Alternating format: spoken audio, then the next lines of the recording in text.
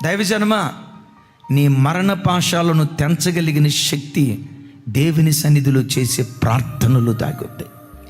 వైద్య శాస్త్రానికి అందని మర్మయుక్తమైన కార్యాలు, మానవ జ్ఞానానికి అందని విచిత్రమైన కార్యాలు నీ దేవుడు చేయగలిగిన దేవుడు గనుక ఆ కార్యాలు చేయగలిగిన శక్తి ప్రార్థనలోనే దాగుందన్న సంగతి జీవితంలో ఎప్పుడు నువ్వు మర్చిపోవద్దు.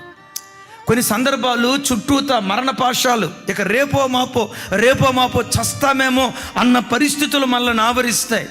నేనంట అలాంటి నిస్సహాయ స్థితిలో ఏ ట్యాబ్లెట్ నిన్ను బ్రతికించలేకపోవచ్చు, ఏ మనుష్యుడు నీకు జీవాన్ని పోయలేకపోవచ్చు.